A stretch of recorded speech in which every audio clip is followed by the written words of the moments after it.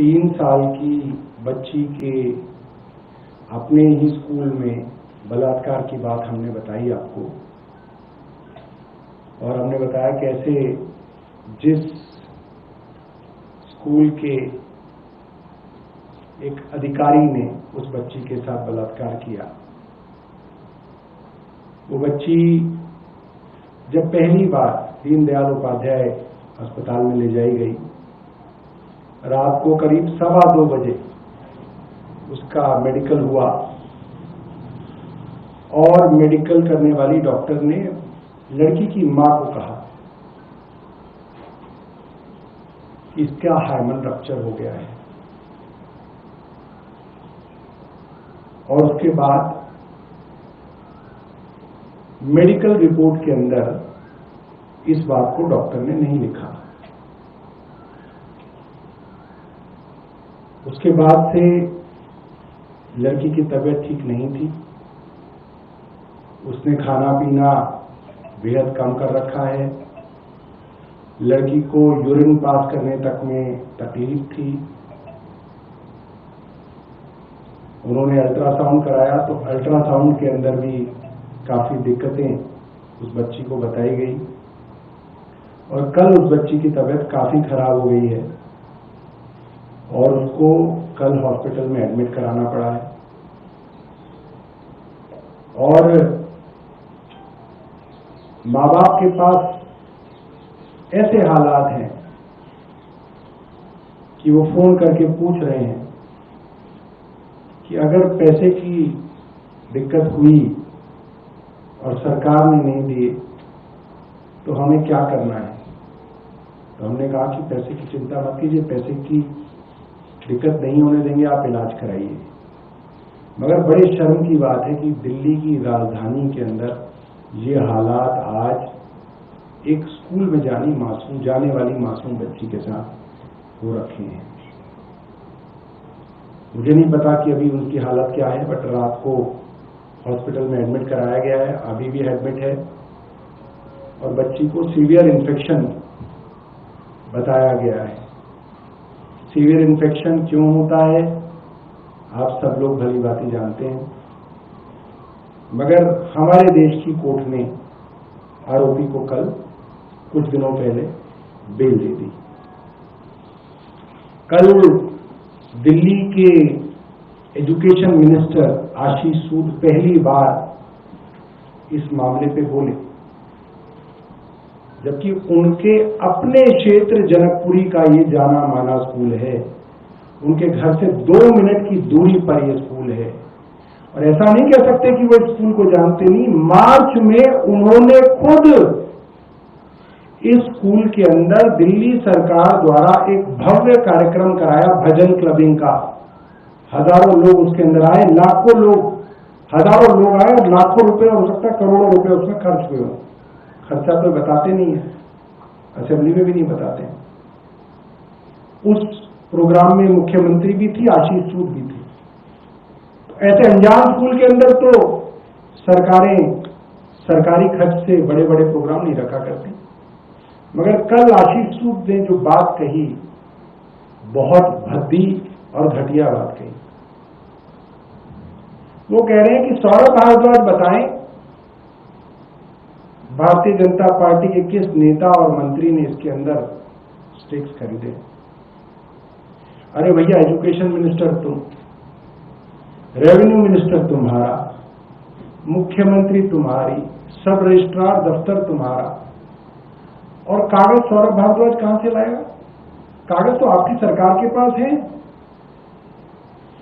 Trust का जो खेल है वो मैं आपको बताऊं, जो मुझे कुछ लोगों ने समझाया। एक ट्रस्ट होता है, 5-7 आदमियों का ट्रस्ट, जिसको स्कूल को चलाता है। इस स्कूल में SS मोता सिंह स्कूल का जो ट्रस्ट है उसका नाम है SS मोता सिंह नीला चैरिटेबल ट्रस्ट। नीला उस गांव का नाम है पाकिस्तान का जहां पे इसकी शुरुआत हुई थी। इस ट्रस्ट के पास जो प्रॉपर्टी है वो करीब 500 करोड़ की जमीन की प्रॉपर्टी है। 7.5 एकड़ जमीन इनके पास पश्चिम बिहार में है, 2.5 एकड़ के करीब जमीन इनके पास जनकपुरी में है, 500 गज और है, करीब 500 करोड़ की प्रॉपर्टी। स्कूलों का ट्रस्ट का खेल ये होता है कि 2 ट्रस्टी रिजाइन करते हैं, 2 नए ट्रस्टी आ जाते हैं, फिर 2 और रिजाइन करते हैं, 2 और आ जाते हैं। धीरे धीरे ट्रस्ट के अंदर पुराने ट्रस्टी गायब हो जाते हैं, नए ट्रस्टी आ जाते हैं, और नए ट्रस्टी में एक आदमी उसका चेयरमैन बन जाता है। तो करोड़ों की संपत्ति, 500 करोड़ की संपत्ति कुछ हाथों से दूसरे हाथों में पहुंच जाती है। 500 करोड़ की संपत्ति, पैसे का लेन देन सारा ब्लैक में होता है, सारा कैश में होता है। ऐसे ही तो कोई फ्री में नहीं आपको ट्रस्ट दे देगा, खुद निकल जाएगा कि भैया हम तो हरिद्वार जा रहे हैं, आप संभालो। इन तरीके के ट्रस्टों में जो लेन देन होता है वो ब्लैक में होता है। आइडियली लेन देन नहीं होना चाहिए, क्योंकि नॉन प्रॉफिट कहा जाता है। इस ट्रस्ट के अंदर कौन लोग हैं जो इस ट्रस्ट से निकले, और कौन लोग हैं जो पिछले 1 साल में, जब से भारतीय जनता पार्टी की सरकार बनी है, इस ट्रस्ट में आए? ये जवाब रेखा गुप्ता दे सकती हैं या आशीष सूद दे सकते हैं, हम तो नहीं दे सकते। इनके पास फाइल है, सब रजिस्ट्रार के पास एक एक इंफॉर्मेशन जमा करनी पड़ती है, कौन ट्रस्टी बाहर निकला, कौन ट्रस्टी अंदर आया। हमने सब रजिस्ट्रार के पास पता किया। जनरली आप 10 रुपए देके कोई भी फाइल का इंस्पेक्शन कर सकते हो। हमें ये बताया गया ये फाइल गायब हो गई है, ये फाइल गायब कर दी गई है। क्यों कर दी गई है आप समझदार हैं। अब मैं आपको कुछ कागज दिखा देता हूं जिससे आपको पता चल जाएगा स्कूल में चल क्या रहा है। अप्रैल में पिछले महीने एक फेसबुक पर पोस्ट डाली गई। उस फेसबुक पे जो पोस्ट डाली गई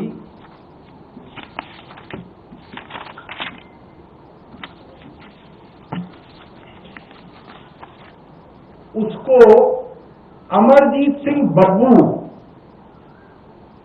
करके एक व्यक्ति हैं जिनको प्रवेश वर्मा साहब का करीबी बताया जाता है, उन्होंने ये पोस्ट फेसबुक पे डाली और क्या लिखा, मुझे SS Mota Singh school bracket में नीला चैरिटेबल ट्रस्ट का ट्रस्टी बनाने पर दिल्ली के लोकप्रिय मंत्री प्रवेश वर्मा जी को बहुत बहुत धन्यवाद, और प्रवेश वर्मा को टैग किया है।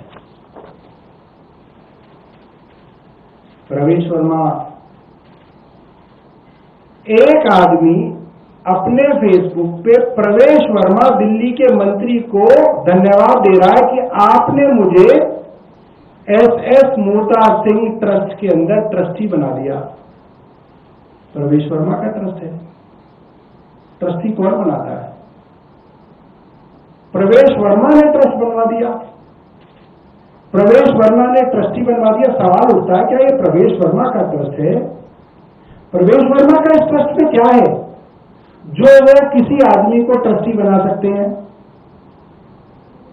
और थोड़ी देर बाद ये फेसबुक पोस्ट डिलीट कर दी गई। अब इस फेसबुक पोस्ट में 2 चीजें, एक तो फोटो है प्रवेश वर्मा जी की अमरजीत सिंह बब्बू के साथ, जो आप पता कर लीजिए हरिनगर इलाके में, हरिनगर तिलक नगर ये जो बेल्ट है, विकास एक बेल्ट है पूरी की पूरी सिखों की, जनकपुरी हरिनगर तिलक नगर वाली, वहां पता कर लीजिए अमरजीत सिंह बब्बू कौन है। और इसके साथ एक लेटर डला हुआ है, अगर आप इसमें देखें ध्यान से तो इसमें एक लेटर डला हुआ है, ट्रस्ट का लेटर है, ट्रस्ट का लेटर हेड है जिसमें लिखा है जनरल मोता सिंह नीला चैरिटेबल ट्रस्ट जनकपुरी वगैरह वगैरह।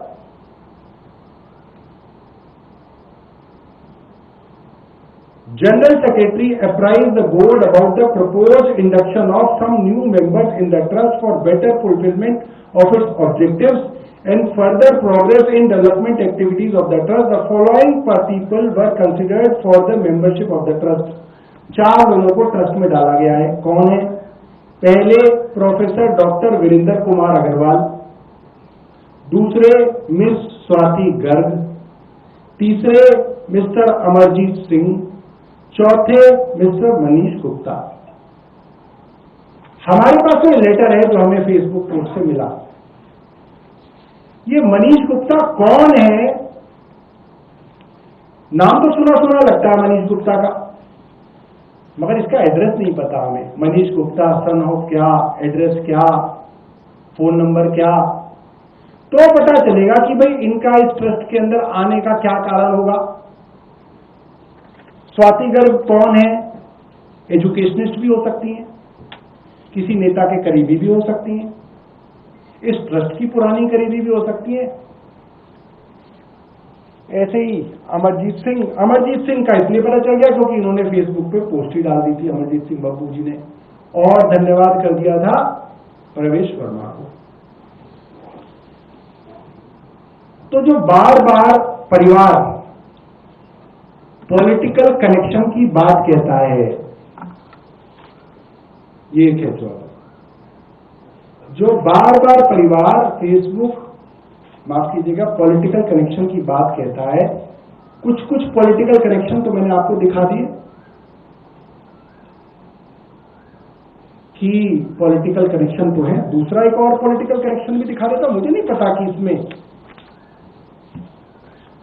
ये आदमी है मनजीत सिंह औलख, इनकी फोटो है मनजिंदर सिंह सिरसा जी के साथ। बताया जाता है ये भी दोनों काफी करीबी हैं। और लड़की की मां ने ये बात बताई कि जब जब वो पुलिस थाने गई, पुलिस ने उन्हें बुलाया, अक्सर मनजीत सिंह औलख उनको पुलिस थाने में दिखे पुलिस से बात करते हुए। मनजीत सिंह औलख के बारे में मैंने गूगल किया, एआई से पूछा, तो मनजीत सिंह औलख के बारे में बताया, Manjeet Singh Aulakh manager specifically for Janakpuri branch. ये रेप की घटना हुई उसके कुछ दिनों बाद जब मैंने गूगल में करके पूछा एआई से कि मनजीत सिंह की इस स्कूल के ट्रस्ट के कौन कौन मुख्य लोग हैं, तो उसके अंदर मनजीत सिंह औलख का नाम आया, स्कूल से जुड़े हुए इंपॉर्टेंट लोगों में, कि ये स्कूल के मैनेजर हैं जनकपुरी ब्रांच के। कुछ स्कूल वालों से पूछा कि भाई मैनेजर क्या होता है, तो बोलते कि स्कूल का सारा जो प्रशासन है, जो एडमिनिस्ट्रेशन है, वो मैनेजर देखता है। प्रिंसिपल तो स्कूल के एम्प्लॉय की तरह होता है, ज्यादातर देखरेख सारी स्कूल की वो मैनेजर करते हैं। मैनेजर मतलब एक इंपॉर्टेंट आदमी होता है स्कूल का मैनेजर होना। वो मनजीत सिंह औलख मनजिंदर सिंह सिरसा के करीबी आदमी बताए जाते हैं और थाने में अक्सर मिल रहे हैं, पुलिस से बात करते हुए दिखते हैं। तो राजनीतिक कनेक्शन तो है। सच्चाई क्या है इस ट्रस्ट की, ये आशीष सूद बताएंगे। आशीष सूद छिपा क्यों रहे, मुझे ये समझ में नहीं आ रहा। भाई अगर उनके पास कुछ छिपाने के लिए ना तो फाइल रख दे, ये तो पब्लिक रिकॉर्ड है, इसमें कोई छिपाने की चीज ही नहीं है। पब्लिक रिकॉर्ड है, पब्लिक कर दे कि इस स्कूल के अंदर कौन कौन नए लोग आए हैं और कौन कौन पुराने लोग गए हैं, तो पब्लिक को साफ हो जाएगा। और हो सकता है परिवार की गलतफहमी हो कि राजनीतिक कारणों से पुलिस इस मामले को दबा रही थी, राजनीतिक कारणों से इसके अंदर ढीली कार्रवाई की गई और दोषी को बेल मिल गई। मैं सूद साहब से कहना चाहता हूं, आज वो बच्ची अस्पताल में है, 3 साल की बच्ची है दोस्तों, और उसकी मां ने बताया अभी तक डायपर पहन के जाती है स्कूल, डायपर पहन के, इतनी छोटी है, अभी तक टॉयलेट भी जाना खुद नहीं आया है। उस दिन जिस दिन उसके साथ बलात्कार हुआ, उस दिन डायपर पहना हुआ था उस बच्ची ने। सोचो, ऐसे राक्षस हैं इस देश में, ऐसे ऐसे पापी हैं देश में जिन्होंने उस बच्ची का डायपर हटाया, उसके बाद एक घिनौना काम उस 3 साल की बच्ची के साथ किया, और पुलिस धमका रही है उस बच्ची के माँ बाप को। आज वो बच्ची अस्पताल में है, मुझे नहीं पता क्या रहेगा उसका, हम ईश्वर से प्रार्थना करते हैं ठीक हो जाए। मगर वो बच्ची पिछले 14 दिन से खाना पीना नहीं कर पा रही है, टॉयलेट नहीं कर पा रही है। रात को उल्टियां लग गई उसको। तो मैं सब लोगों से, हिंदी के अखबार छाप रहे हैं इस खबर को, मुझे बड़ी खुशी है, मगर अंग्रेजी के अखबार खासतौर पे टाइम्स ऑफ इंडिया और हिंदुस्तान टाइम्स इतनी बेशर्मी दिखाएंगे मैंने कभी नहीं सोचा था। तुम्हारे घर में भी बेटी बेटे होंगे, याद रखना जो तुम इस समाज को दे रहे हो ये समाज तुम्हें वापस देगा किसी दिन। मैं बताना चाहता हूं टाइम्स ऑफ इंडिया और हिंदुस्तान टाइम्स वालों को, इतना पाप जो है वो आप लोगों का ऐसा नहीं है कि नजरअंदाज हो रहा है, सबको दिख रहा है। और हमारे अंदर जब भी शक्ति आई हम पूरी दुनिया को बताएंगे ऐसे समय में आप लोगों ने क्या किया था इस खबर के साथ और क्या किया था इस बच्ची के लिए। आपने बहुत बहुत धन्यवाद। जी, इसके अलावा कल कोर्ट के मामले का मामला आपके खिलाफ और हुआ इसको कैसे? जैसे आप देखते हो वैसे हम भी देखते हैं, इसमें हम क्या अलग देखते हैं? आप पार्टी में पार्टी हमारी पार्टी में तो इतने मुकदमे हो गए, किस किस को देखें बताओ। रेखा गुप्ता जी कह रही है कोर्ट सेट हो गया, अरविंद केजरीवाल को एक्साइज केस के अंदर डिस्चार्ज किया, तो रेखा गुप्ता टीवी पे बोल रही है मुख्यमंत्री सेटिंग करके हो गए। सेटिंग करके हो गए का क्या मतलब है? जज को सेट कर लिया, जज को सेट कर लिया मतलब जज ने लेन देन कर लिया और हमको डिस्चार्ज कर दिया। वो ना दिखा किसी को अभी तक कंटेम्प्ट के लिए। ऐसे हो गया जैसे ऐसे इधर ही दिख रहा है, इधर का दिखना ही बंद हो गया। राइट साइड ही नहीं दिख रही, लेफ्ट ही दिख रही है बस। राइट में रेखा जी बैठी हैं, वो दिखनी ही बंद हो गई, लेफ्ट देख रहे हैं। अच्छा सौरभ बांटवा, अच्छा अरविंद केजरीवाल, अच्छा मनीष सिसोदिया, मैडम इधर रेखा, नहीं हमें तो इधर दिख ही नहीं रहा, दिख ही नहीं रहा उन्हें। हमने चिट्ठी भी लिख दी हाईकोर्ट को, रजिस्ट्रार को, रजिस्ट्रार साहब 31 मार्च को मैंने चिट्ठी लिखी आपको कि रेखा गुप्ता जी ने ये कहा है आपकी जुडिशरी के विषय में, दिख ही नहीं रहा किसी को। क्या कर सकते हैं और क्या करें भाटी जी, आप बताओ। इसके अलावा पेट्रोल डीजल सीएनजी के दाम बढ़े, आप बोलोगे जी? अब मैं जो बोलूंगा वो चल नहीं पाएगा टीवी में। देखो ऐसा है, इस देश के सबसे बड़े उद्योगपति गौतम अडानी, उनके ऊपर अमेरिका में एक मुकदमा हुआ भ्रष्टाचार का कि उन्होंने करीब 2000 करोड़ रुपए की रिश्वत दी। रिश्वत कहां दी? भारत में दी। रिश्वत भारत में दी, अमेरिका परेशान था, उसने अमेरिका में मुकदमा कर दिया, उसकी वजह से भारत की सरकार परेशान हो गई। भारत की सरकार ने यह नहीं कहा अच्छा हमारे और रिश्वत खोई हुई हम मुकदमा चलाएंगे, ना ना ना ना, ये तो बोलना ही नहीं है। भारत के अंदर भारत सरकार इसलिए परेशान हो गई कि अमेरिका के अंदर अडानी साहब के ऊपर मुकदमा चल गया। अरे बाप, और क्या हुआ? अडानी साहब ने अब वहां पे उसकी सरकार से कहा कि साहब हम आपके देश में $10 बिलियन 95,000 करोड़ का निवेश करेंगे और हमारे 95,000 करोड़ का निवेश करने से आपके यहां 15,000 नौकरियां लगेंगी, लिहाजा आप मेरे ऊपर मुकदमा खत्म कर दो। प्रधानमंत्री क्या कह रहे हैं? यूएस बाहर मत जाओ, फॉरेन ट्रिप मत करो, क्योंकि आप जब फॉरेन ट्रिप करोगे डॉलर में पेमेंट करोगे तो भारत का फॉरेन एक्सचेंज बाहर जाएगा। आप सोना मत खरीदो, क्योंकि अगर आप सोना खरीदोगे तो भारत का पैसा बाहर जाएगा। मोदी जी गरीब आदमी को यही तो कह रहे हैं। और मोदी जी का परम मित्र अडानी कह रहा है कि मैं 95,000 करोड़ बाहर भेज रहा हूं। मोदी जी के परम मित्र अडानी कह रहे हैं कि मैं अपने केस में, अपनी भ्रष्टाचार के केस में अपनी जान बचाने के लिए देश का 95,000 करोड़ रुपया बाहर भेज के अमेरिका में निवेश करूंगा डॉलर में। उस पर सरकार चुप है। आप देखिए क्या अंधेर हो रहा है। सरकार पूरा मीडिया चुप है, किसी की हिम्मत नहीं कि अडानी के बारे में स्टोरी चला दे।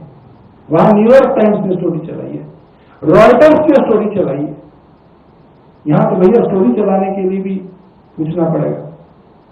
तो आज देश लगभग अमेरिका की कॉलोनी बन गया है, उपनिवेश बन गया है भारत अब अमेरिका का। भारत सरकार अमेरिका से पूछ रही है, मालिक तेल नहीं मिल रहा, क्या रशिया से खरीद लें? कृपया करके आप हम पे सैंक्शन हटा दें तो हम रशिया से तेल खरीद लें। अमेरिका ने बोला बिल्कुल नहीं खरीदोगे। जी मालिक, हम तेल के दाम बढ़ा देंगे। तो देश में तेल के दाम बढ़ा दिए गए, क्योंकि देश की सरकार ने अमेरिका के सामने घुटने टेक दिए। सस्ता तेल अगर रशिया से आ सकता था तो अमेरिका ने मना कर दिया कि आप नहीं खरीदेंगे। तो जब आपको सस्ता तेल मिलेगा नहीं तो क्या होगा, देश में महंगा होगा। इसलिए आज 2 रुपए बढ़े हैं, कुछ दिनों बाद 5 रुपए बढ़ेंगे, फिर 2 रुपए बढ़ेंगे, ऐसा कर करके अभी बढ़ते रहेंगे काफी दिनों तक, क्योंकि देश की आर्थिक हालात बहुत खराब है। देश की आर्थिक हालात को सरकार बताना नहीं चाहती है। इस बार का डेटा बता रहा है कि जितने लोगों ने इंजीनियरिंग करी उसमें से 85% बच्चों की नौकरी नहीं लगी।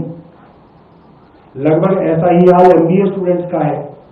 ज्यादातर बच्चों की नौकरियां नहीं लगी। जिनकी नौकरियां थी उनको नौकरियों से निकाल रही हैं सॉफ्टवेयर कंपनियां। चीजें महंगी हो रही हैं, ट्रेड डेफिसिट बढ़ रहा है, इंपोर्ट बढ़ रहा है, एक्सपोर्ट घट रहा है, प्रोडक्शन हो नहीं रहा।